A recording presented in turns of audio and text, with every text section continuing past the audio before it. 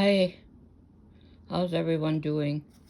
I haven't posted a video in a long time because I really haven't been doing much with my craft work, but I decided to order some yarn from Hirschner's, and I wasn't sure I like it, but I do. It's a thicker yarn, and I decided I'm gonna try and make this vest with the loops, and it's fairly simple, but I don't know if anyone has ever used 4 knitting needles. It called for a circular needle, but I had a cast on 175 stitches for my size, which is a 1X. I tried the circular. I didn't like that. It was too tight. It still is too tight together on the 4 needles. So what is this? It's the strangest thing. I guess it's kind of like when you knit socks. I just wanted to show you this problem I had, starting from one end to the other. This is 175 cast on. I am on row 4, I believe. So you're maneuvering all these stitches back and forth from one needle to the next. And then I had the problem with the stitches dropping off at the end because I had to pull them from one to the next. And like here you can see that they were dropping off of this needle when I pulled them to the next. So I don't have any of those stoppers that you can buy. I may have, but God only knows where they are. But they were just these rubber stoppers, and they would not hold them on either because tugging of the stitches would make them pull off. And then I had some gum, square gum cubes, these ice cube things. I tried to put those on, and then they made the stitches sticky. So my brain told me to try rubber bands. Now look at this. These are these thicker type rubber bands. And I just looped those over like 4 times. And it actually worked. So I just wanted to share this with you. So I'm thinking to go all the way from the front to the back. This would probably be the back part. And then loop it around again to the front of my body, of the chest area. And then around to the back. And then come around to the front again.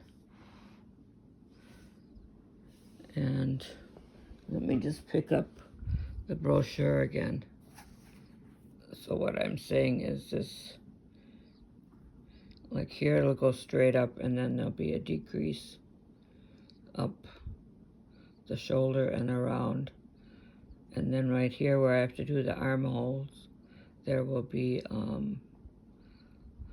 what do they call that? A cast off, I guess, or a bind off, some stitches where the armhole is. When you do the left side and the right side are separate. So it's basically, you will have to hold these stitches back to one side, and then to the right side you hold those stitches back. And then when you get up here, they come together when they're stitched all together again on the back side. And we will see. I hadn't made this once before,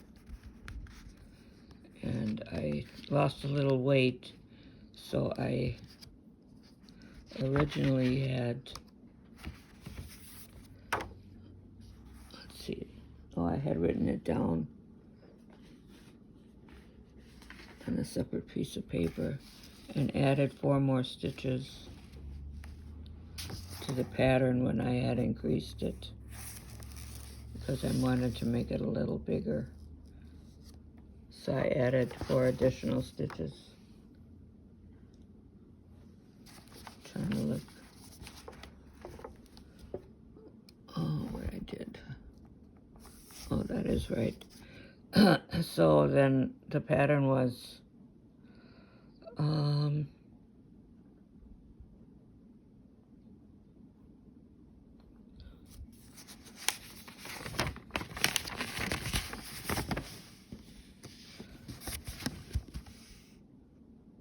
yeah, so when I made the other one and the pattern, it says cast on 176, and originally I made a different vest, and I added on 4 additional 180, and I didn't like that one. The fit was fine. I didn't like the variegated yarn the way it turned out, so I opened that up and made something else out of it. But now this time I lost a little weight, so I'm going to go with the 176 stitches. But the size 7, it says smaller circular, but I'm using a size 7 throughout. And I ditched the circular needle. I'm doing the whole thing with the straight needles. The only circular needles I had in stock were the bamboo ones, the wooden ones, and I hate those because they don't slide, because they're wood. And I only like the metal ones because they slide a lot easier. Anyways, the main point of this video is that the pattern says just to use 2 size 7 straight needles, but you're never going to fit all these stitches on 2, so you're going to need 4. Even with the small size, I think, if you're only doing the small size of the pattern, you're still going to need 4, because even with the 4, look how tight the stitches are together.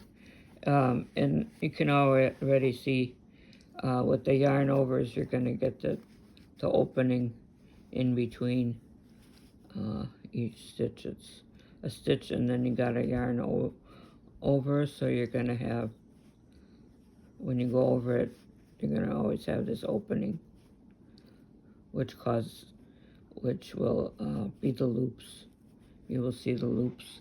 And then the next row I do, it'll be yarn over twice, so the loops or the openings will be even bigger.